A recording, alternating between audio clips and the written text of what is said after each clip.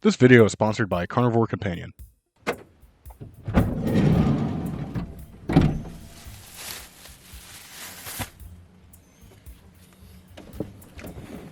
Hey there, my meaty friends. This is Reed, aka CarnivorousChef. I've been making like burritos and breakfast tacos recently, and I've seen a lot of comments of people being like, "How did you make this?" And I'm like, I thought this was common knowledge. I've been doing this for 5-6 years. So the concept is just to throw cheese on a pan, let it melt, kind of caramelize on the bottom. You can flip it if you want. I usually like to keep it because it stays stringy. Making this, I'm gonna do a chicken quesadilla. And it's gonna be pretty basic. It's gonna be chicken thighs and mozzarella cheese as my cheese shell. And I'm on the road right now, so it's kind of hard to get some stuff made like with an oven. And you could do this in the oven if you want to. You want to do that, I suggest doing it on parchment paper or a silicone baking mat, putting mounds of cheese on there, throwing it in at 350 Fahrenheit, 176 Celsius, and just kind of letting it do its thing. Just throw it in there, probably 5 to 10 minutes if I had to guess. I really don't know an exact time.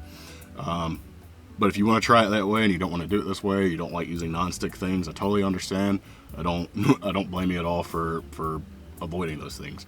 Give it a shot, and if you do it that way, please let me know in the comments. Give me a definite time. That would help me and everyone else out, and I'll pin your comment.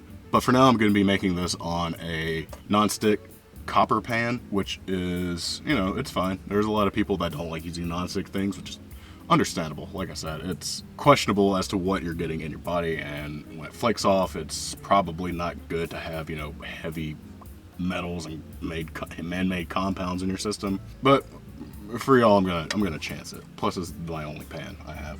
It's real easy. Just basis of this is just to take your pan, put it over medium heat, and then what we're gonna do is take some low moisture mozzarella. You're going to make a very thin layer on your pan. This is probably going to be about 2 ounces of cheese by weight, if I had to guess. You go all the way around the edges, because if you start getting too thick, it won't melt right, and it'll just kind of bunch up when you go to flip it. And that should be plenty. What's going to happen is that all this cheese, all these little corners and crevices and stuff, they're going to start to melt together, and it'll kind of meld into one thing. And I also do like to season it up just a touch using Redmond grill salt. Go to redmond.life and use code TRASHCHEESE to save 15% on your order, if that interests you. It doesn't need much. It's already a salty cheese, but I do like to season it just a touch. Adds a little extra when you go to eat it later. So this is the first step that'll happen. It'll start bubbling, and it'll look like, you know, it just looks like some melted cheese in a pan. And the next step's already kind of happening. I don't know if you can see it or not, but there's little brown marks all the way around the edges already. I'm gonna go ahead and kind of push this down just a touch. So what we're gonna do here is keep this going until it's basically brown on the bottom, and it'll kind of start coming up through the top. Like you'll see like where this hole might be, you'll kind of see it getting brown around that edge. All right, it's starting to already get kind of toasty right around here, right there. So what we want to happen is that when we go to push the edges in, we don't want that to happen. We don't want it to be moving. Can you see that? We don't want it to kind of push in. We want it to be rather stiff when we go to flip this. Start to brown right here. We'll try to come from this side. Oh yeah, that's much better.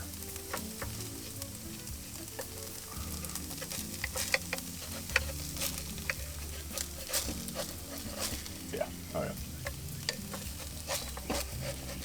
There we go. And you can flip this if you want to. I usually just keep it like this because this kind of stays soft, but if you look right here, nice crust on it all the way around it. It's crispy. It's not greasy. That's why I use the mozzarella. You can use other cheeses. I would suggest using something with higher protein than fat ratio because it just melts otherwise and doesn't really caramelize like this. That's how you do that. It's super simple. Now that I have that done, I'm going to cook some chicken thighs because for some reason chicken is a hot commodity right now that nobody can find. But I happen to find these at a pretty decent price. They're, you know, whatever. They're expensive, but they're cheaper than all the other chicken I could find. So feel free to use whatever type of chicken you want. I suggest chicken breast, chicken tenders. You can even use a rotisserie chicken. Doesn't really matter. For these, I'm going to use this SPG by GRILLAHOLICS.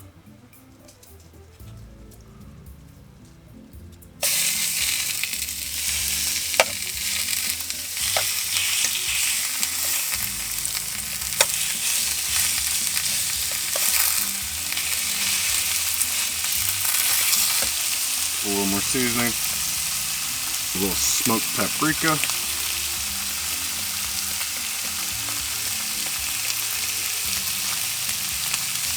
chicken thighs. You're going to cook these until they're about 175 internal, because this is kind of a tough piece of chicken. Otherwise, you can cook it at 165, but it's got a lot of chew for it. Just cook it both sides. It'll get a great sear because it's very fatty, and we'll be back once that's done. So.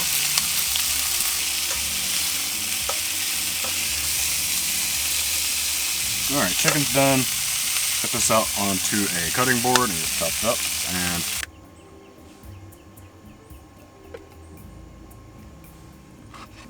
alright, let's assemble this thing. We'll put that one down. Grab some of our chicken. Just kind of spread it out. Top it up. And slice it up. I'm gonna make it look kind of nice. It's simple. It's literally chicken with some seasoning and some cheese. If you've been looking for a simple recipe, I hope this works for you. Sorry if you don't eat cheese. I know not everybody that does this eats cheese. They take the carnivore moniker quite literal, which is fine. I'm not telling anybody what to do. Anyways, I'm gonna take this first bite from my Patreon community. If you're interested in joining, it's $5 a month. You get videos a day early, and there's also a Discord server if you're into that.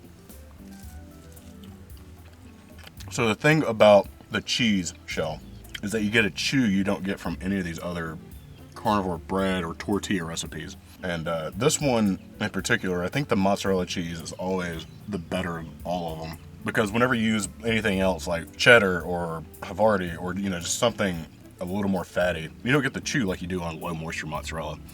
So if you enjoyed this video, please give it a like, give it a subscribe. Maybe check out the other video over here. There's a quick way to subscribe if you want to. It's right there. And yeah, see y'all next time.